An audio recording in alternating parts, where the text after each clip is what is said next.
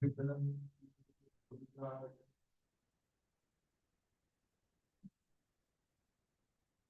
the previous Gospel of Sinai class, we were discussing the conversation that took place on 8th April 1883.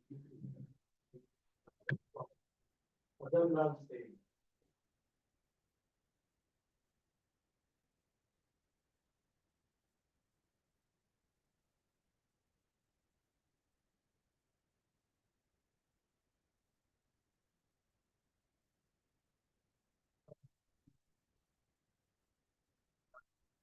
qualified for that job. So Adalal said, he was a very busy person, as you all know, and he had the luxury of riding on horses, special horses, and he used to ride, and that proved to be fatal, as we shall see. Sri Ramakrishna knew that his spirit of adventure would lead him to some kind of trouble in the future. But in this conversation, we'll find that he had a premonition that other would not live long. So anyway, this is the second visit of Sri Ramakrishna to Adarlal Sen's house. Second visit which has been recorded by M or Master Mahashay. So the subheading of this chapter, chapter 5 of the second part of the Gospel of Sri Ramakrishna. As you all know, we have divided the Gospel has been divided into 5 parts in this English version. Otherwise, the most popular version is either 1 volume or 2 volumes, depending on from where you purchase it. The New York edition is just 1 volume, and the conversations have been arranged according to chronology. Chronologically, they've been arranged. Whereas, if you come to the Indian version, of course, it is in 2 volumes, but you'll find the same chronological arrangement. So it is date-wise, not necessarily as arranged by M in the original Bengali, which was originally published in 5 volumes. So in that you will find there's no particular chronology that has been followed.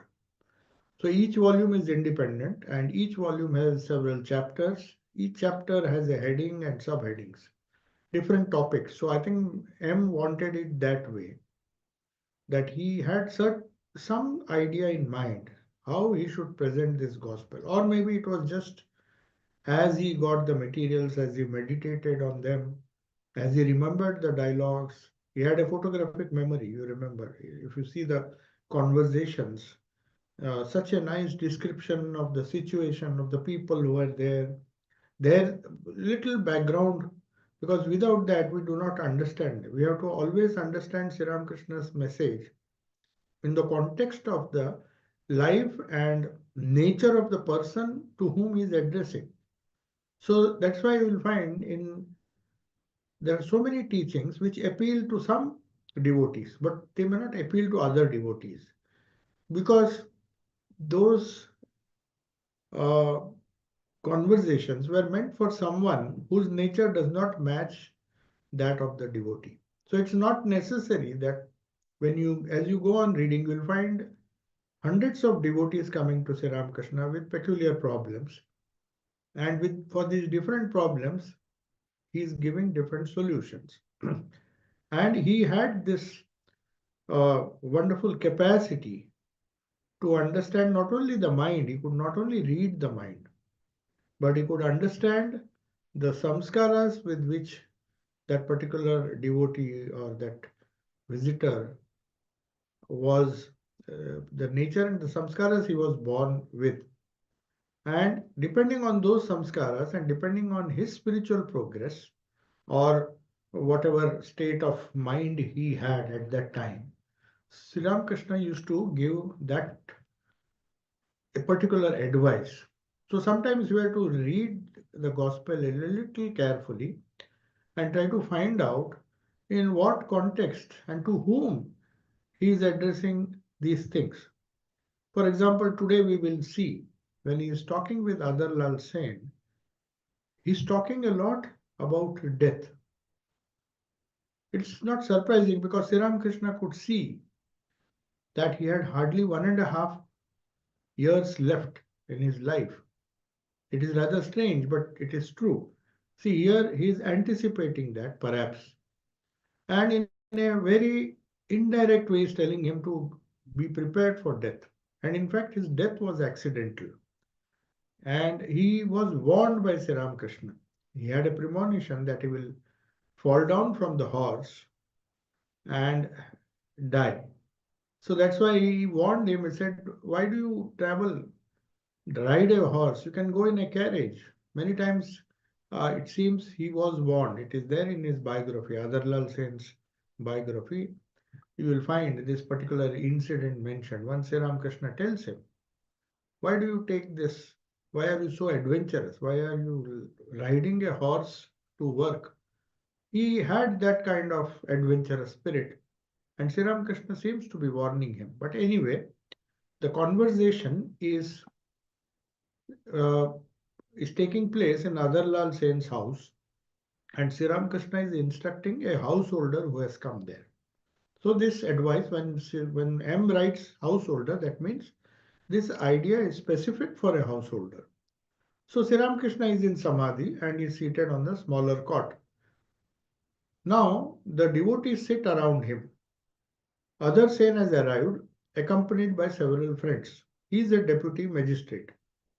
It is his second visit to Thakur. Now, of course, before he visits his house, I think this visit took place in Dakshineshwar. He visited his house, but that is on some different occasion. But in this particular conversation, Adarlal Sen is visiting Sri Ramakrishna for the second time.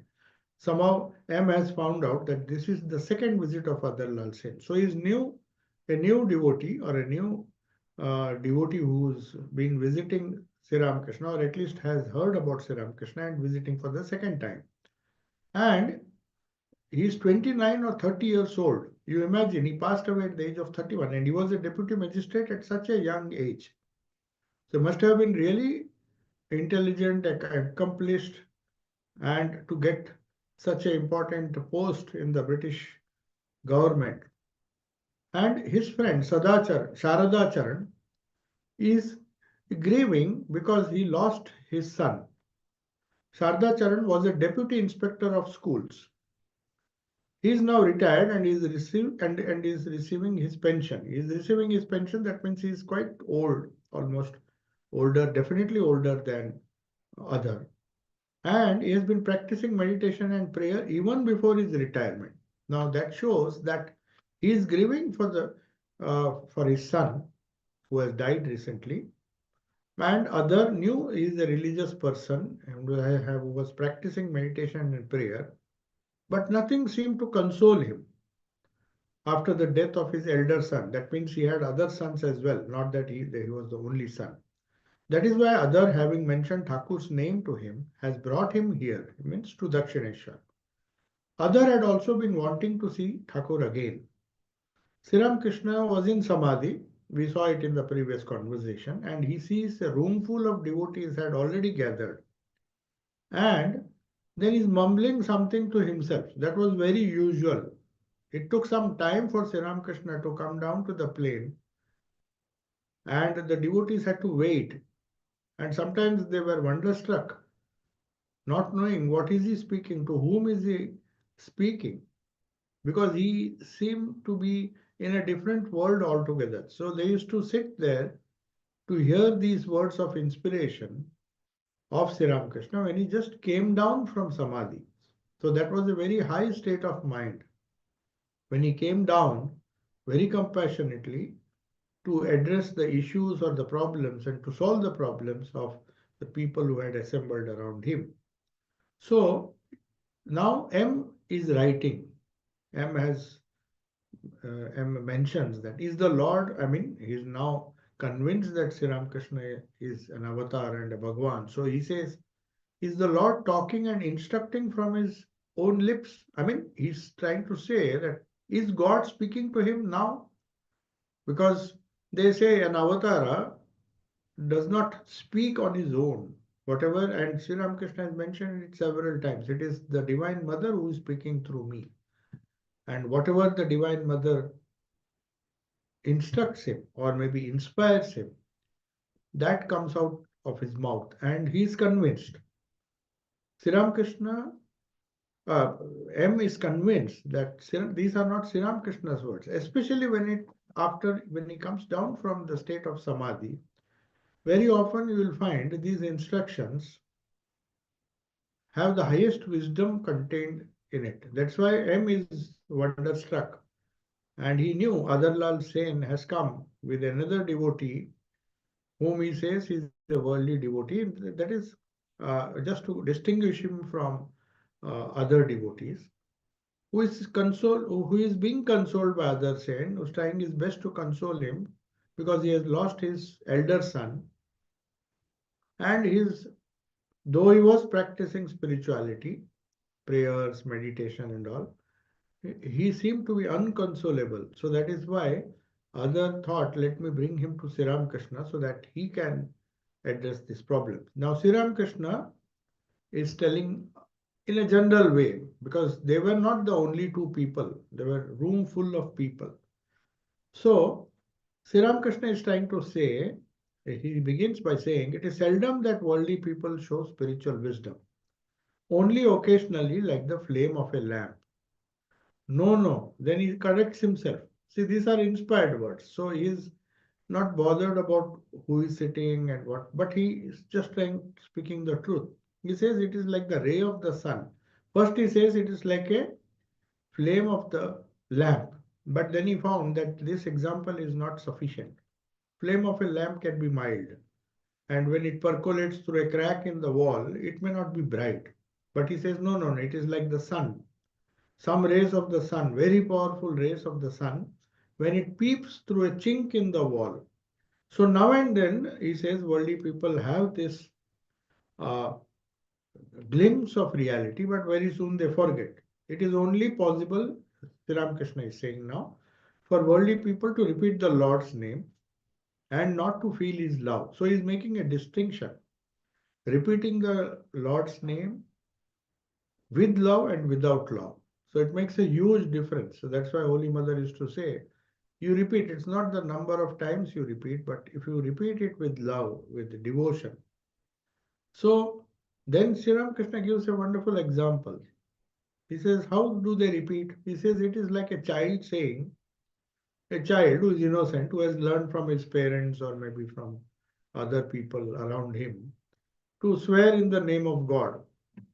People, normally when they want to convince, when they want to tell people that they are telling the truth, they will often say that I'm swearing in the name of God. So the children very innocently listen to these elder people and they repeat the same thing without really meaning it. Not that the elder people of the family, they just want to convince the person that they are telling the truth. Now, how can you convince? Either you swear in the name of God, or sometimes people swear in the name of their children or their wives, saying that I swear in the name of my child. That means you don't want to lose your child. I'm really truthful and I'm swearing in the name of my son. But very often we'll say, I'm swearing in the name of God. So he says, there you don't, the child is ignorant.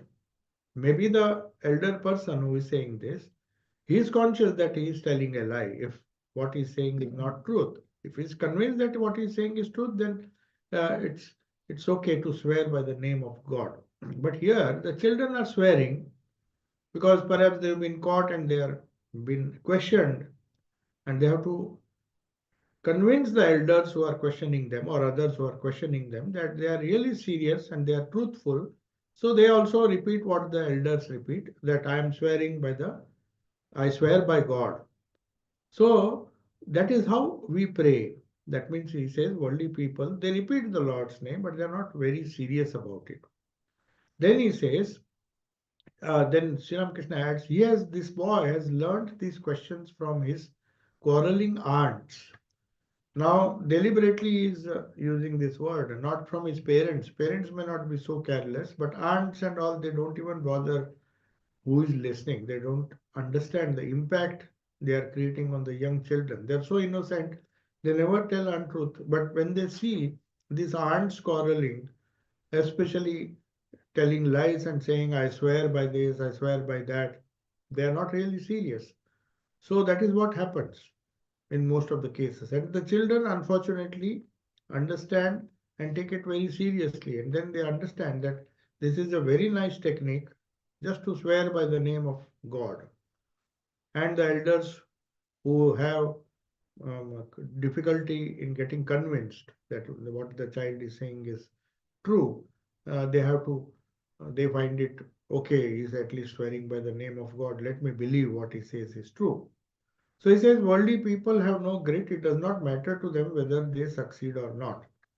So this is another thing he's telling Adar Lal Sen. As I told you, Adar Lal Sen was a deputy magistrate. Obviously, he had a family, and he also was it was a very important position, a very influential person, but very devoted at the same time. And Thakur loved him. That's why he gave a warning. And as Master Moshe has given a footnote, which doesn't appear in the New York edition perhaps, but you see it here. There is a footnote which says Adar Lal Sen died just 1.5 years after this. And you remember he's just 29 years old, 31 years old when he was a deputy magistrate. So he might have died at the age of 33 or 34. Anyway, so he's now not addressing Adar Lal, but the next conversation will show that he's giving him a hint indirectly that you are not going to live long. That too, the reason was given to him that he should not ride horses. He was riding a horse to work when he could easily go in a carriage, but he had that adventurous spirit in him to ride a horse. And Thakur told him, don't ride. And he fell down from a horse and died. But that is much later, after 1.5 years. Then he says, it does not matter to the worldly people whether they succeed or not. If they dig a well for water, but strike a rock, they stop digging and look for another spot. If they find sand in another spot, they give that spot up too. If they had continued to dig at the original spot, they would have definitely found water there. Then he says a human being reaps what he sows, as the song goes. This is a song of Dasharathi. Dosh Karo Naigoma means aspirant, spiritual aspirant who's telling mother, I'm not blaming anybody in the world for my misery. Dosh Karo Naigoma. Nobody is to be blamed, mother. I am drowning in the water of the well that I have dug myself. That means, as a human being reaps, that is what he sows, as the song goes. So, this song, Dasharathi, who is the devotee of Divine Mother, says that I don't blame you, but you have to save me because I am drowning. And I am not blaming you for anything. Mostly people blame God for their misfortune. But here, he is blaming himself because he says, I have dug this well. The water of the well is now, I am drowning in the same well. So I just pray to you to rescue me from the well, which, so I'm not, it's nobody's fault. I mean, he's not even blaming other people. So that's why he says, I and mine constitute ignorance. If you think about it deeply, you will find that what you call I is none other than the Atman.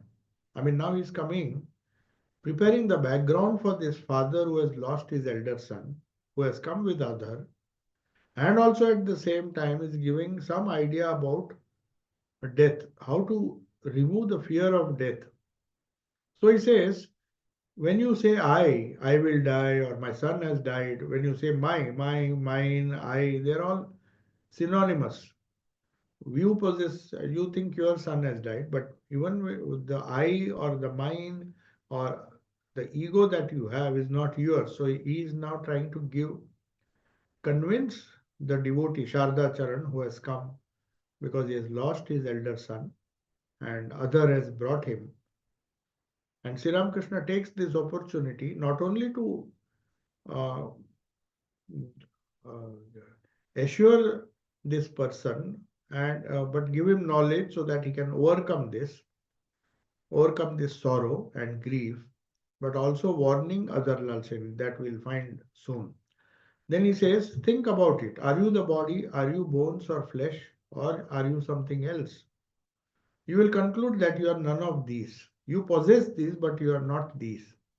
You don't have a distinguishing individuality. Moreover, if you see, you do nothing. You have neither good qualities nor defects, neither merit nor sin. I mean, when you say you here, it means the Atman is unattached and detached. The only changes and transformation, good, bad, death, fear, everything is of the body and the mind. To say that this is gold and that is brass is ignorance. That all is gold is jnana. Means he's saying that Atman alone exists, the spirit alone exists. Now and then we make foolishly associate it with brass, but in reality it is gold. By confusion, we think this is brass and this is superior brass and this is inferior quality of brass. Then we quarrel over the brass, whereas everything is gold. That means there is equality, but we see inequality, and that is the reason for our suffering. So now the next heading, it's part of the same conversation.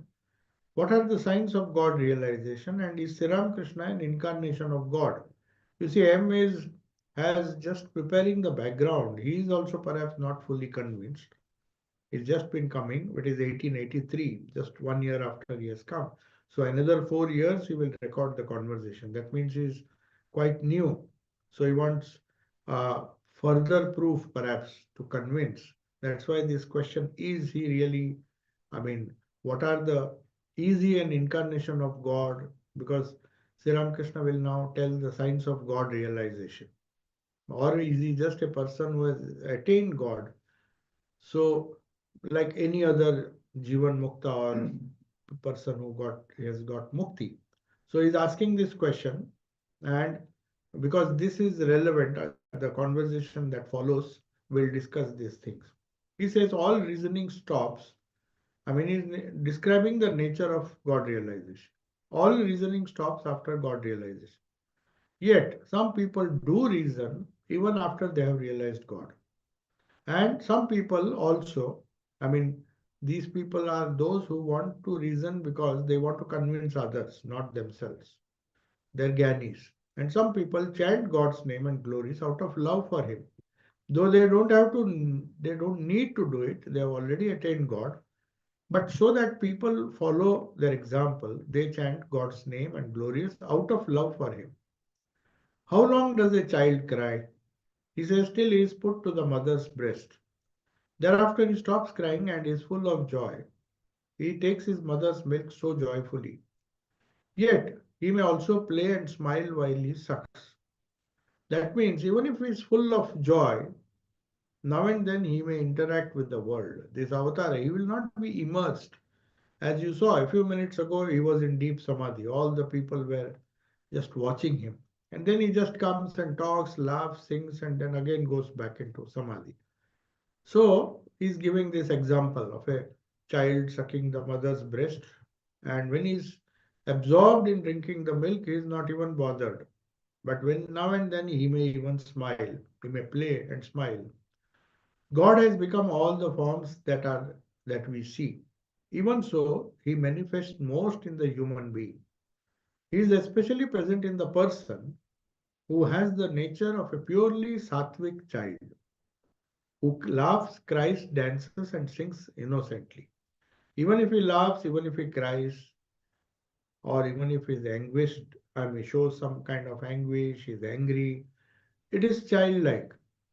Even if he dances, sings innocently, whatever he does is full of innocence.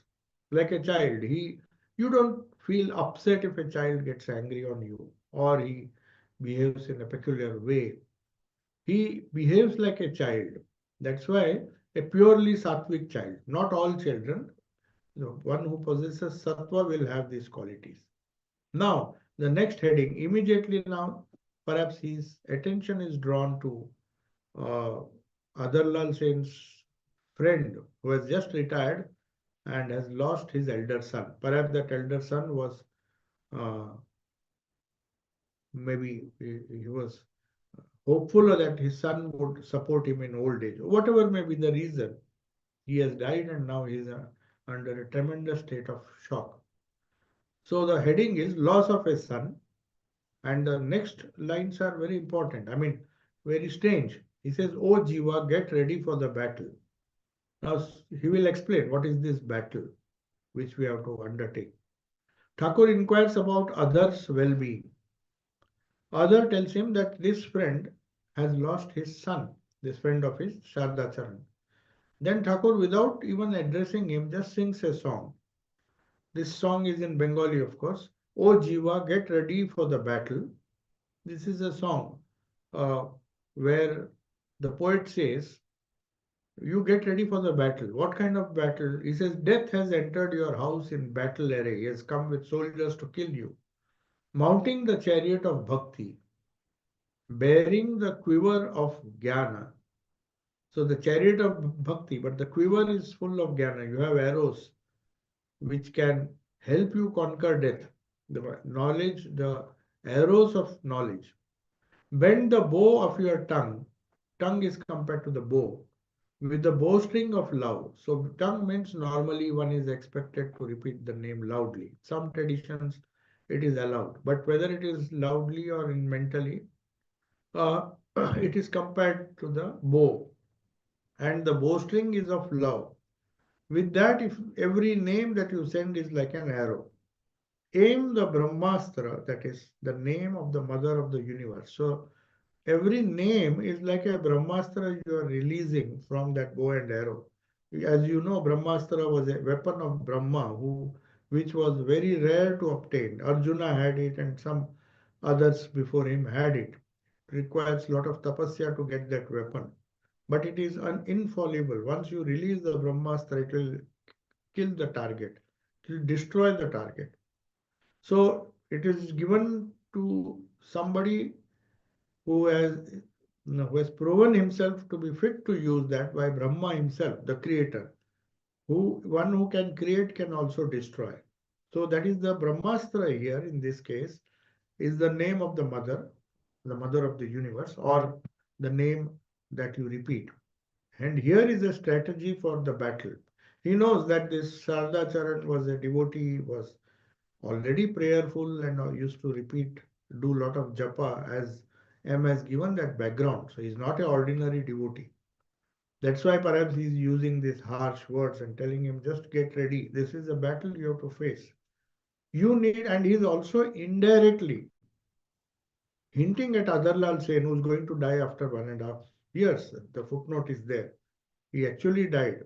So he's perhaps more keen to tell this disciple, Adarlal Sen, this devotee, to stop his foolishness and not ride the horse.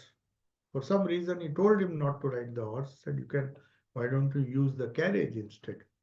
But he used to go to work as a deputy magistrate on a horse. Then he says, here is a strategy for battle. You need no chariot or even charioteer. It's not a battle. Here it is a very simple battle.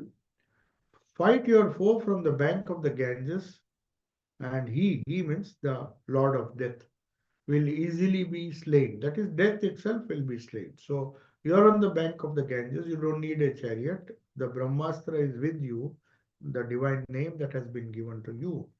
What to do? Be ready for death. Death has entered your house. Now, this is after the song. Sri Ramakrishna is singing the song and then he's speaking to other and his friend. You have to battle it with the weapon of God's name. Remember, he alone is the doer. I say, Mother, I act as you make me act. I speak what you make me speak. I am just an instrument. You are the being who uses the instrument. I am the dwelling. You are the indweller. I am the carriage. You are the driver. Tumi ratha, ami ratha, tumi rathi. Shakali tomar ichha. That is the song he is referring to. Ichha mohi tara tumi, tomar karma tumi koroma. You make me act as you wish. Then this song continues, which says that Ami Ratha, I am the chariot, but you are the one who is running this chariot. You are the driver. And then he says, give him the power of attorney, general power of attorney. If you give the responsibility to a good man, you will never suffer any harm. Let his will be done. That means, just as in lawsuits, you give your power of attorney to a person whom you trust. Similarly, here you give your power of attorney to God, who will take care of your future. You will not suffer any harm. I say, brother, shouldn't you be sorrow stricken? After all, he was your son. See, now on the other side, after telling him to fight, he is also sympathizing with him. He said, when Ravana, and gives another beautiful example, he said, when Ravana was killed in the battle, Lakshmana ran to him and saw that there was no spot among his bones where there was not a hole. Now that means uh, they hit him with so many arrows that there was not a single part of the body which was not hit by arrows. So then Lakshmana ran to him. Then he said to Rama, Rama, how powerful are your arrows? There is no spot on Ravana's body without a hole. Rama then replied, brother, the holes that you see in his bones are not made by arrows. You know, it is due to grief for his sons. So it is, I was just an instrument, but he was already dead by the time he came here because he had so much grief. He lost Indrajit, he lost so many of his sons in the battle. Kumbhakarna, his brother, and all these grief that he had to suffer by the loss of his sons. That grief was already there, so that has made holes in his bone. He has been shaken or he has been sorrowful because of this. The arrows are not responsible for these holes. It is that grief that has pierced all his bones. All the holes are marks of it. His grief has done this to him, not me. So you see, all this is transitory. He's telling both, addressing both other and his friend. Home, family, and children are all for 2 days. Only the palm tree is real. One or two fruits have dropped from the tree. Why do you sorrow for them? It's all a huge tree. God does three things. He creates, He preserves, and He dissolves. Death is inevitable. At the time of universal dissolution, that is pralaya, everything will be destroyed. Nothing will survive. But the Divine Mother will preserve some seeds of creation. She will take them out again at the name of the new creation. It is just like the mistress of the house with her hodgepodge pot. In those days, village grandmothers, they used to never throw any seeds. People were careless, but they knew this is useful. So these dried seeds, they would collect and keep it in a hodgepodge pot. All the seeds were put inside. Everybody laughs because it was a very funny thing. People used to criticize, but later on, when they were really, if a famine struck or some crop was destroyed, these people could at least plant these seeds and then get something to eat. So it was a wise thing they did, but people used to laugh because many times it was not used. The seeds would be lying in that hodgepodge pot. So it says in it, she preserves cucumber seeds, sea foam, and indigo pills in small bags. That's how old people normally do. We don't want to throw anything. We find as you grow older that desire to store things, not throw away things, whether you use it or not. That's why they are laughing. But there is a great truth. God destroys everything. He creates, He preserves, and He dissolves. But total dissolution doesn't take place. Again, the same world will come. And that is true in the individual level also. Swami Vivekananda, he had the highest realization in Almora when he saw the plan of the macrocosm, that is the whole universe, is getting repeated in our life. We are born, we preserve our body and somehow struggle to survive, but then death comes and dissolves everything. And then our samskaras make us born, be born again. So he says the same thing happens. And our cucumber seeds and sea foam and indigo pills with the old grandmother has preserved. It is just like our samskaras. They seem to be dissolved, when everything is destroyed. But no matter how much we want not to be born again, we will be born because of these seeds, come back and absorb, grow, and then again die. So now, instruction to Adhar. See, death stands facing you. So uh, this this is a direct advice given to Adhar. Thakur talks to Adhar while standing on the veranda. You see, yes, they have just left and he's standing on the veranda, or maybe yes, they were not sitting and maybe he's talking to him privately. Sri Ramakrishna to Adhar, see, you are a deputy magistrate. You have this position by the Lord's grace, but don't forget him. Know that everybody has to tread the same path. You are here only for a few days. Now, perhaps he did not take it seriously, or he might have taken it seriously. You are here for a few days means that is a common song. In every song, it is there. Even if you have a full life, the songs of the Divine Mother, they will say this world is of a few days. That's not literally, perhaps he did not take it literally. But then he says, this world is your place of work. You have come here only to work.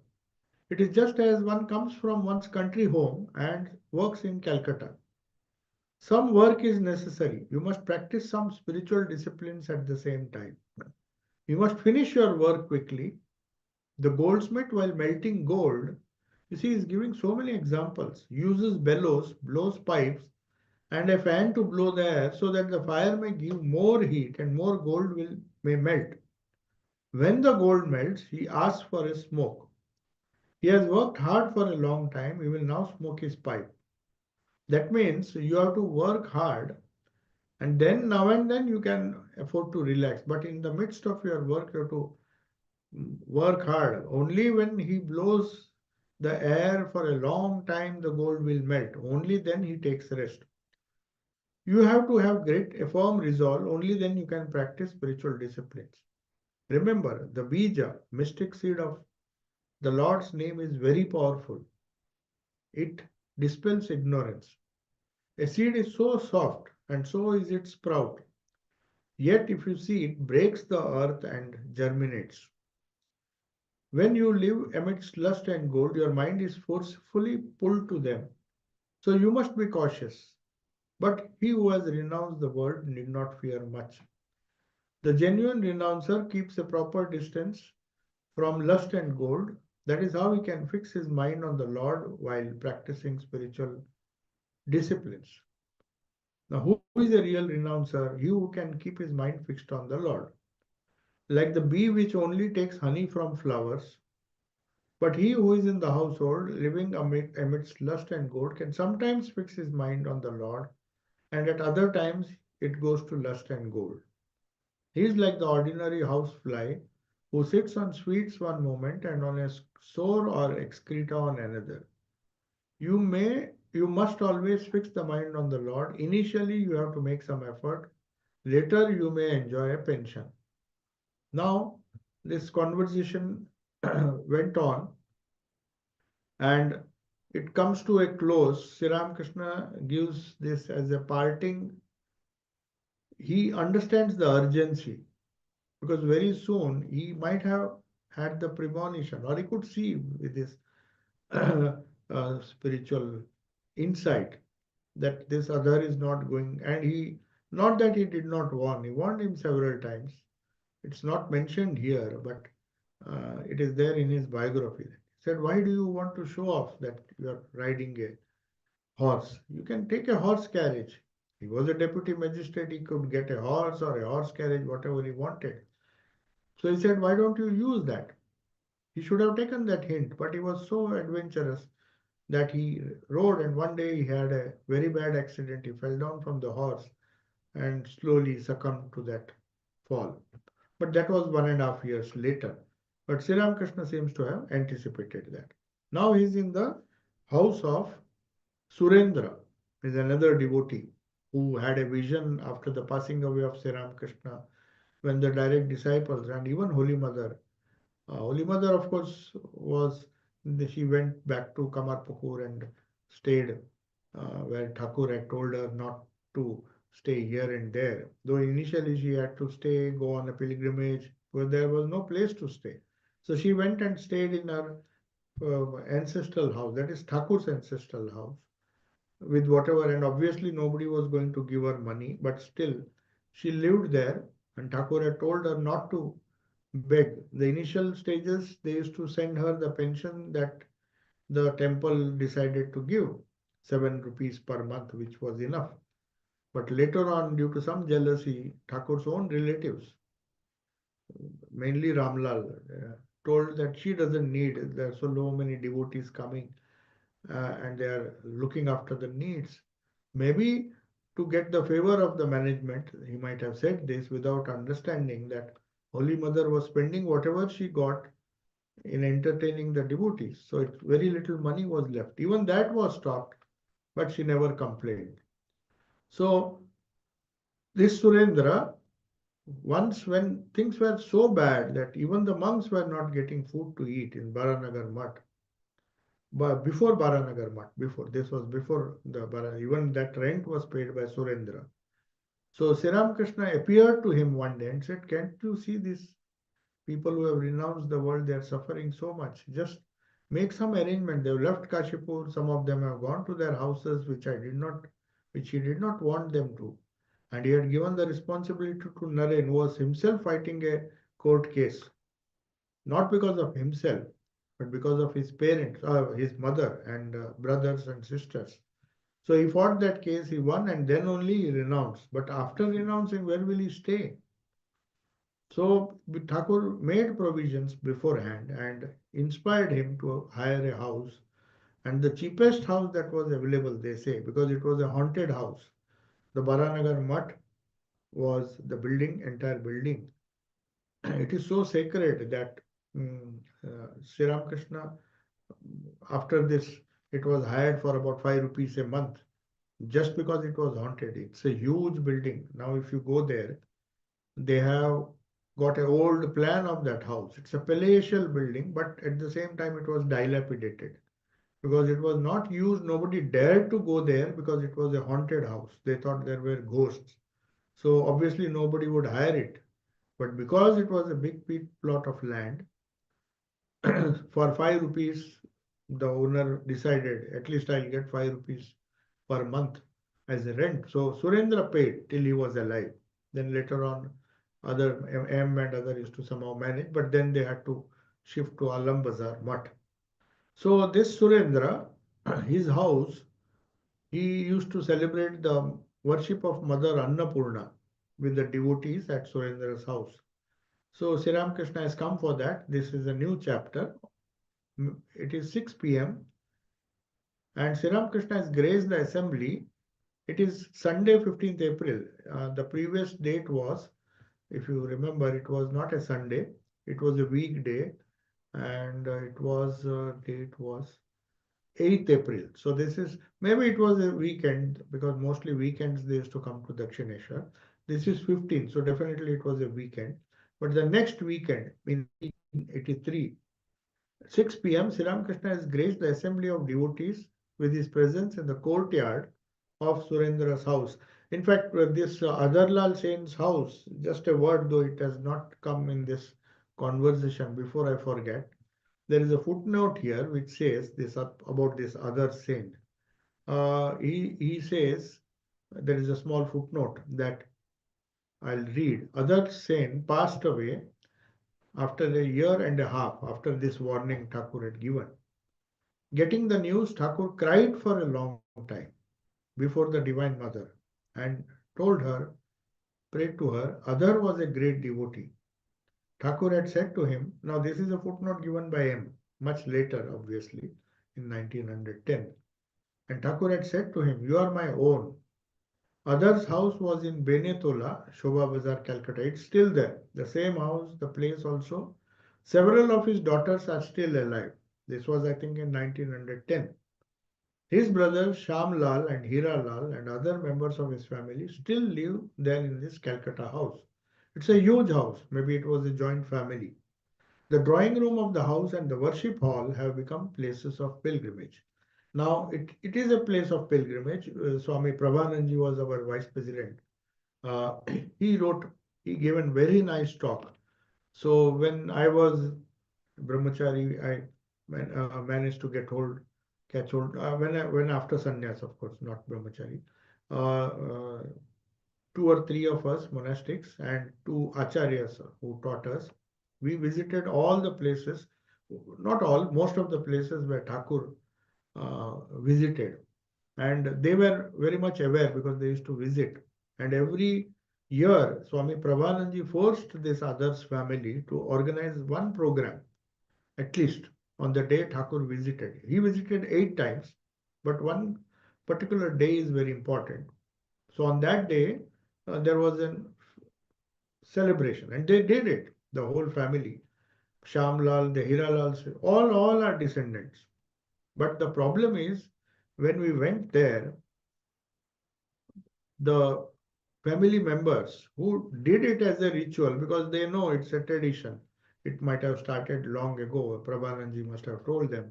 And they used to do it mechanically, celebrate everything. Thakur's bhajan, somebody will sing, some Maharaj will come and sing. But what was really worrying, sad to know that when we asked, none of them had even taken the trouble to read the gospel. Though they say we have a gospel, they even showed a copy.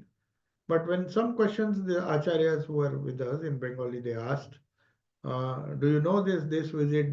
Because one of the acharyas knew all the 8 visits, almost all, whatever was mentioned. So many things were mentioned in their house that where did Thakur do this? He came. None of the places they could show except one photograph which they have kept. Maybe that was also pointed out by Prabhananji Maharaj. And then it was there, and uh, they were just showing us the place. Oh yes, he came here. Of course, now things might have changed because of the internet and a lot of people might be going.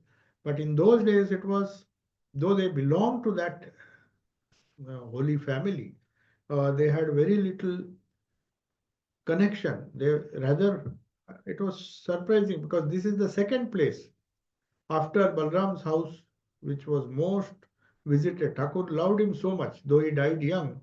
That's why M has given a short note that he was such a great devotee, and Thakur cried for a long time for him when he died and told the Divine Mother, prayed for him. So, this drawing room of the house and worship hall have become places of pilgrimage. Maybe it was once upon a time, but unfortunately, that family, because still it belongs to their descendants, they are perhaps not, they have not kept up that tradition. And now and then, if somebody goes, maybe they will be reminded of this and many other incidents which took place there. So that is as far as Adarlal Sen's house is concerned.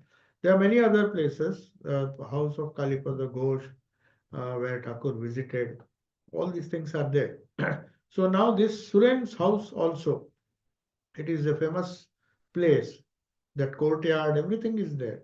So one climbs east from the courtyard, and that's the beauty of Calcutta, because it was once upon a time the capital of British India. The idea of heritage, or maybe for some other reason, old buildings still exist. That craze for development that you'll see in Bombay or any other place, if you go, all the places associated with Swamiji, it is so difficult, especially if it is a town. Ahmedabad, almost everything is demolished. You will find multi skyscrapers. The only place where you will get all the out of 43 places we visited in London, you will find at least 35 or 36 I have seen. They are all in more or less the same shape, the outer building.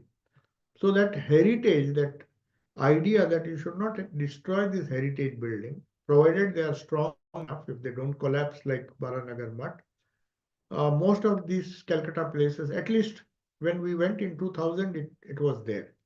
So we could take photographs, we could see the exact place. Even recently, one of our devotees went there, and he had read all these places, and I was surprised that many things which even we don't know, he managed to locate.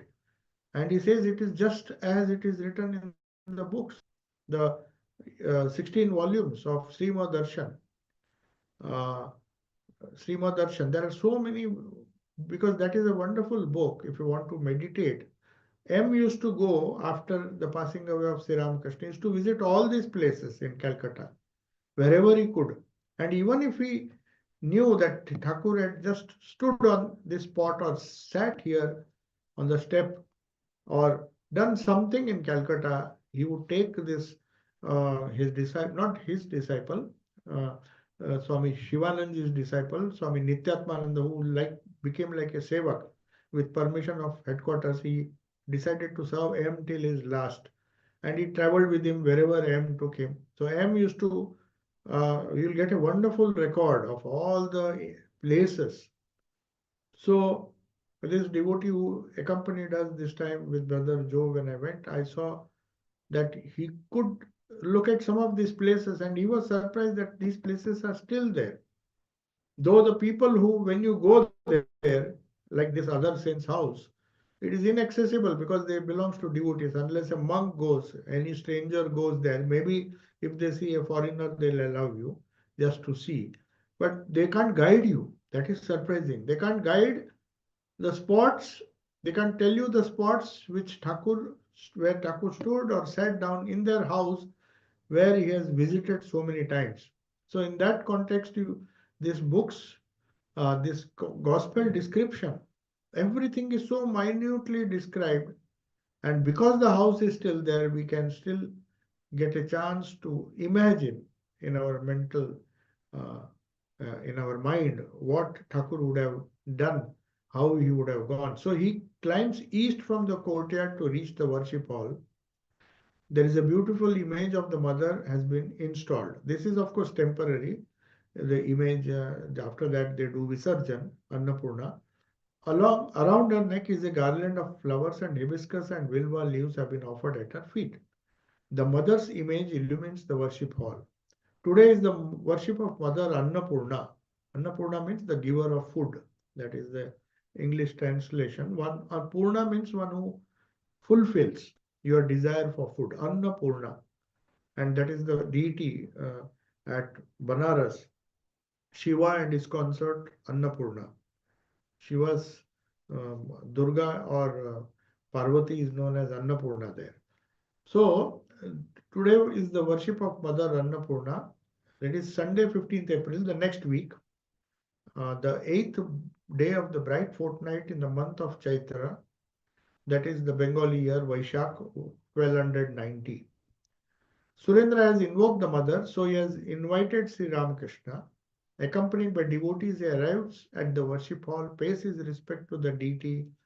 He stands there gazing at the mother, telling the Mula Mantra on his fingers. So this is when you do puja, there are some Mula Mantras you have to recite. So Thakur follows that because he had done all types of pujas. The devotees also pay their obeisance and have darshan of the deity. They stand very close to the Lord himself, Sri Ramakrishna. Thakur now comes down to the courtyard with the devotees. It is covered with cotton carpets, over which are laid white linen sheets and bolsters. And one side, a number of Vaishnava devotees are seated with their drums and cymbals, prepared to sing devotional songs. The devotees sit around Thakur. Thakur is invited to lean against a bolster, but he does not do so. Instead, he pushes the bolster a little away from sitting down. So even this he has minutely observed. That is the beauty of this gospel. Because I think this bolster was used by other people. And Thakur was very particular. Maybe the sheets were new, but the bolster, of course, you can't get new every time Thakur came. But he refuses to lean against that and sits normally. Then he explains why he did this. It comes there, Thakur to the devotees. To lean against a bolster, do you know how difficult it is to give up vanity? You may think you are not prey to vanity, but it enters in no time from somewhere. That means bolster was normally found in the houses, huge pillows, round pillows where you could just rest and relax. It's a kind of luxury like a sofa. modern sofa, which which can be used to sit very comfortably, and it was a sign of vanity or maybe aristocracy who could afford these bolsters. So whenever he says this vanity will not go so easily, the fact that you possess this wealth or some name, fame, then he gives a very crude example, but he says when a goat's head is severed, you can see this in Kalighat or somewhere where Bali is going on even now.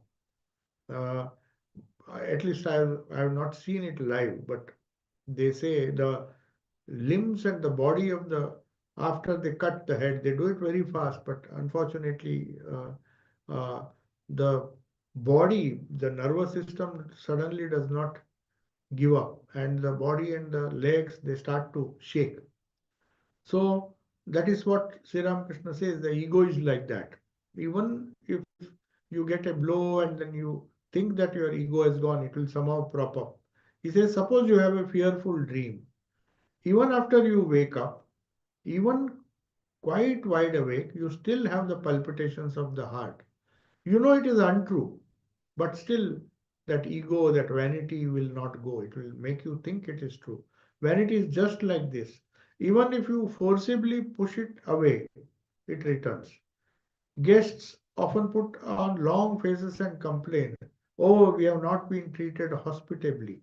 So, Sri Krishna is observing all these things and giving these examples, and then Kedar tries to tell something, quoting from Chaitanya Mahaprabhu, be humbler than the blade of grass, be patient and forbearing like a tree.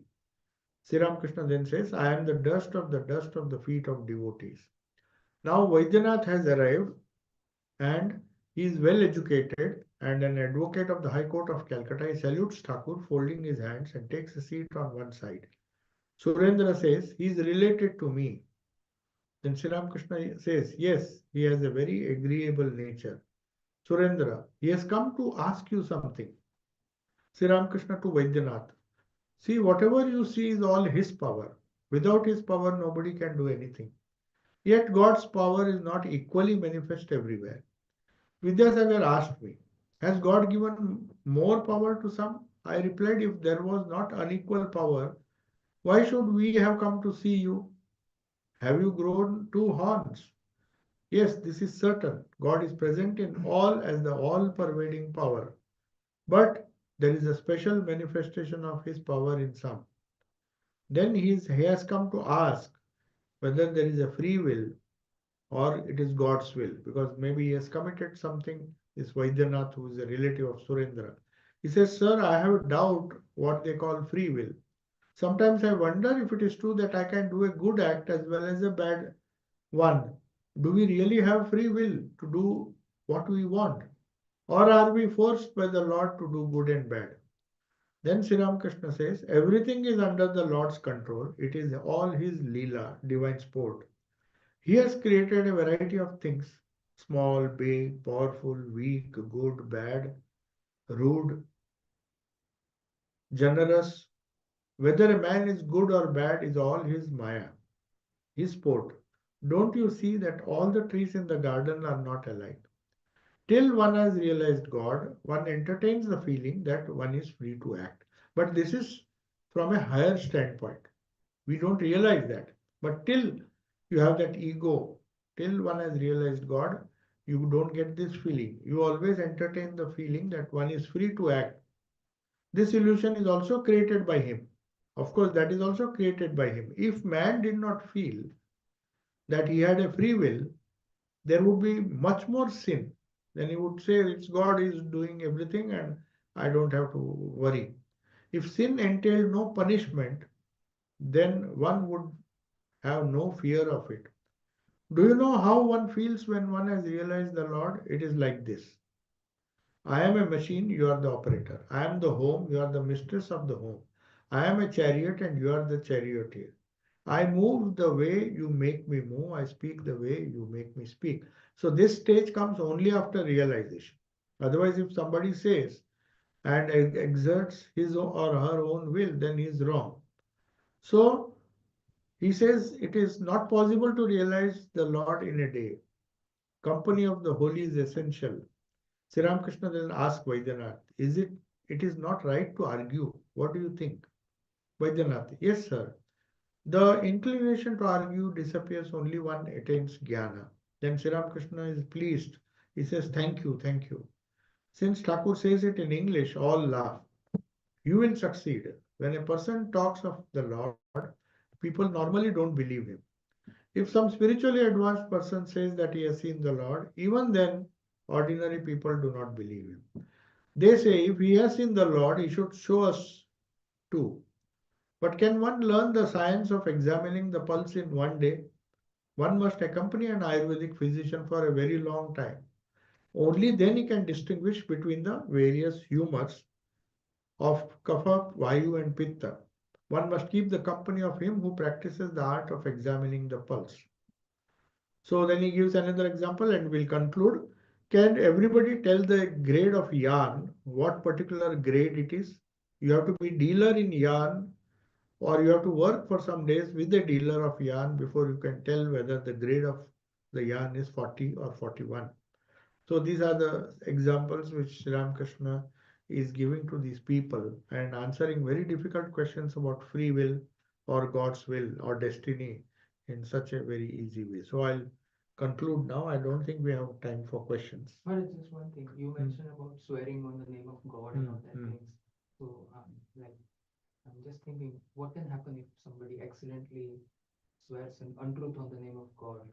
No, the thing Like is if here Thakur gave that no, in example general, in general, yeah. not Thakur, But here it is in the context. No, nothing happens because you see the thing is if one is not truth and serious. untruth are relative things. So if somebody swears which is not truth, like some, like I don't know what happens then. No, the thing With is, God, yeah, particular yeah, God, yeah. God will Definitely, punish. according to Sri Ramakrishna, he has to bear the consequences. But he doesn't blame the child because child has heard from the aunt. It is not serious. So if it is not serious, then the effect not will not be there. A child swearing will not give him punishment. But if one intentionally does it with lot of forethought, not casually, there are some people who habitually tell lies and say, "Oh, it is uh, I don't know, I'm swearing by God, I'm swearing by God." He doesn't mean it, but he says it. So it depends on the motive. If the motive is good or bad, then we'll reap the benefit. But every action, as I said, will have some reaction. And it's, of course, it can be reduced by the power of the divine name. That is another consolation that Thakur gives, that the divine mother, I mean, the divine name can lessen its effect. Okay. Om Shanti Shanti Shanti.